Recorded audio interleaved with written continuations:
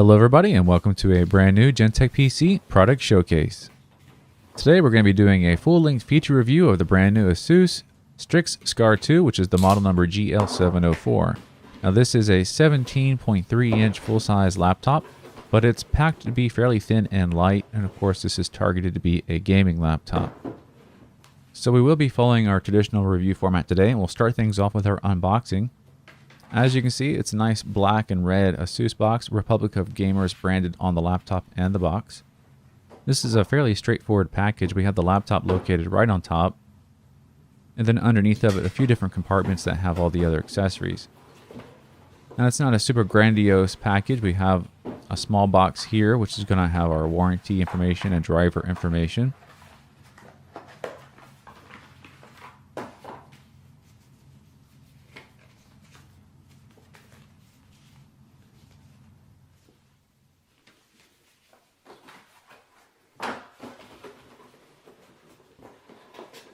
And then over on the left-hand side is where we're going to find our power adapter. One thing nice about this power adapter, it's not too big and it has the rounded corners on it, so it makes it a little bit easier to get in and out of your laptop bag. And a quick close-up of the power specs here. So the power capacity of this particular adapter is going to be a 230 watt power supply.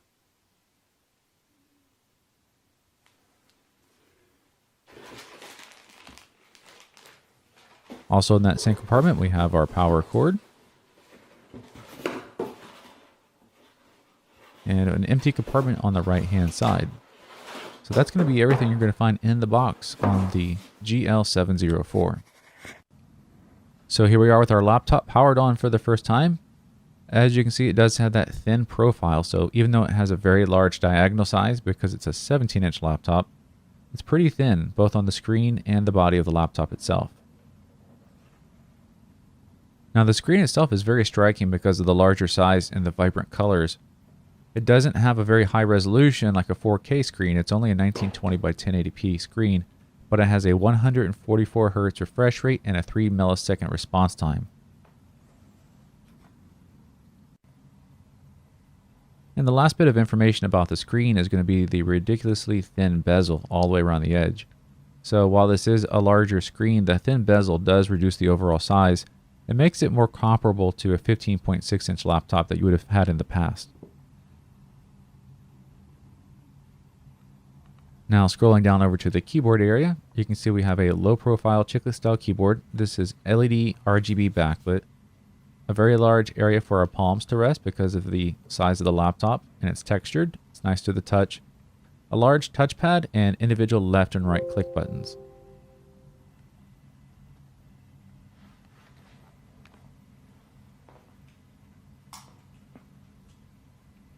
Another thing to make it stand out as a gaming laptop is you see the WSAD keys are different than the rest.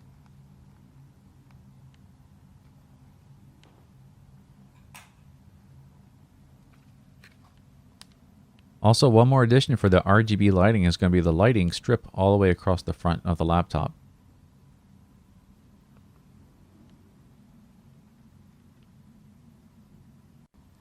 So let's move along to the outside edge and look at our interfaces. We have our power adapter, RJ45 for connectivity, mini DisplayPort, HDMI, 3 USB 3.1 ports, and our 3.5mm connections for audio. On the other side, SD card reader, the USB Type-C connector here for Thunderbolt, and another USB 3.1 port. On the rear of the laptop, no connectivity, just our ventilation.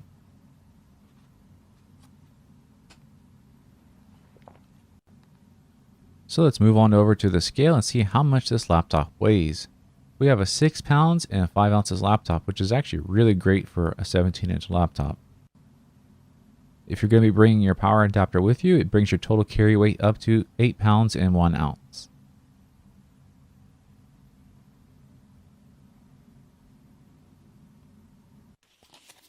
Now for measurements, we have a quarter here for scale and our ruler to give us the exact measurements. You're at about 1.25 inches on the rear of the laptop, and the front of the laptop a little bit closer to exactly 1 inch. So the back of the laptop is just a little bit higher, which makes it a little bit more comfortable when you're typing.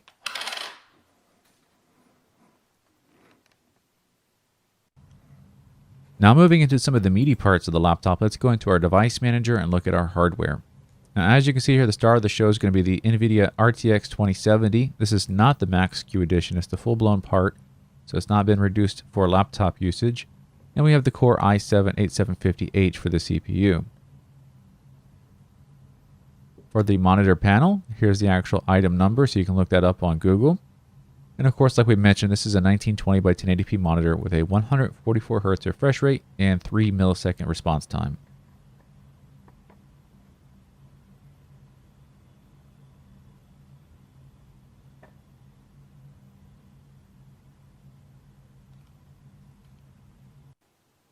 So before we move into the performance benchmarks, the first thing we want to do is take a look at our current temperatures and make sure we get a good reading for before to compare to the after. Now the CPU is about 70 degrees Celsius on average, and our GPU is about 50 degrees Celsius.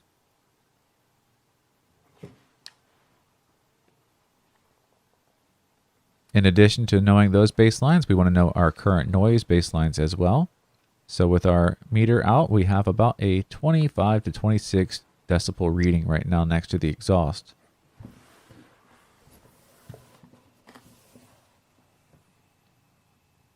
And the other side of the laptop showing almost exactly the same reading.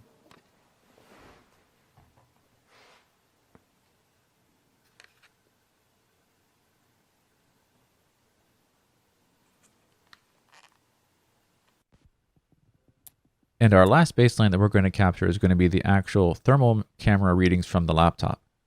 So with this test, what we're looking for is mostly just to see where the hands are going to be touching, like the palm area. You want that nice and cool so you don't get sweaty palms, and you want to see the cooling system getting rid of the heat, so we should see some really bright hot spots near where the exhaust is at.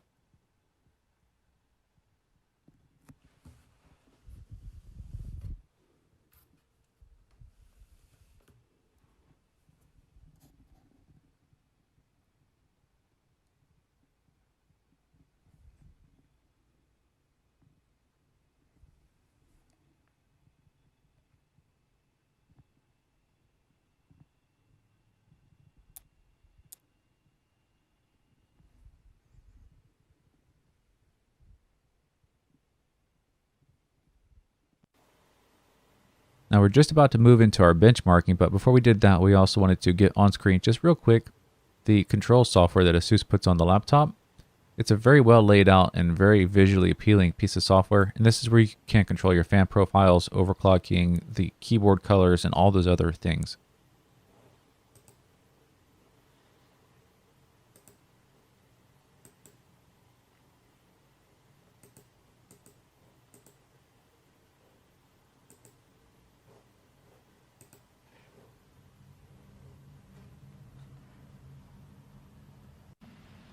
Alright, it's time to move into the actual performance benchmark. So 3D Mark is currently running, and we'll go recheck some of our baselines. So here we are with our noise levels. You can see they have definitely gone up to about 60 decibels. Reading on the other side is fairly close to the same, but it's a little bit quieter.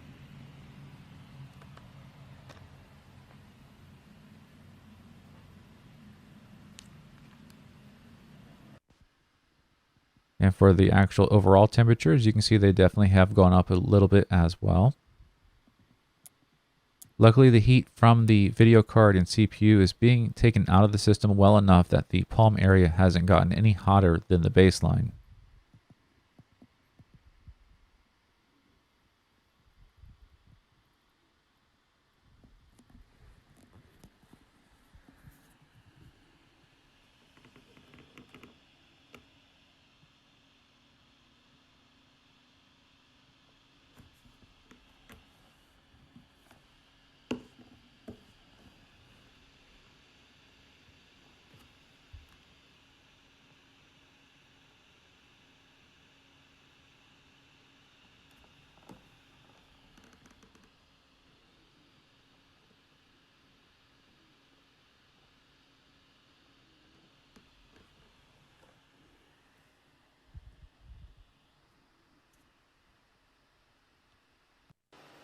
So our benchmark has finished, and 3D Mark Firestrike came in with a score of 16,843.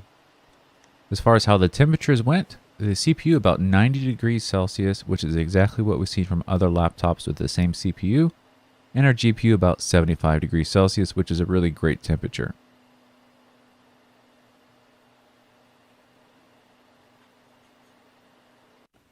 Now moving right along to our next benchmark, this is going to be Cinebench R15.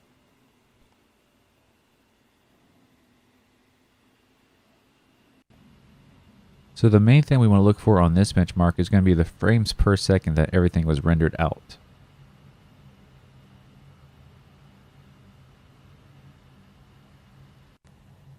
And our final score there is going to be 92.13 frames per second.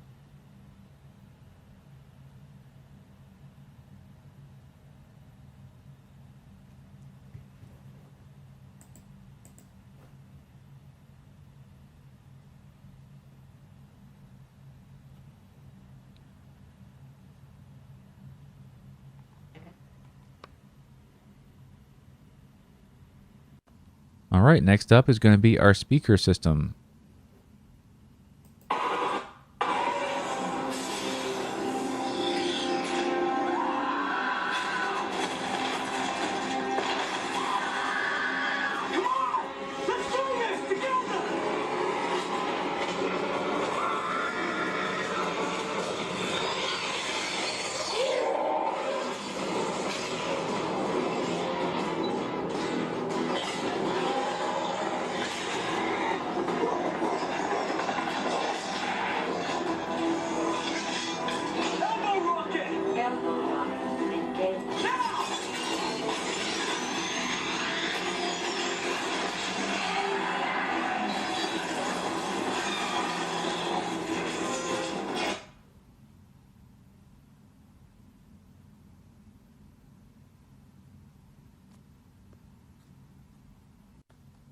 And today, everybody, our final part of the review is going to be the disassembly of the laptop to show you what's inside. So there'll be several screws along the perimeter to remove, and then we'll be able to take off the bottom cover of the laptop.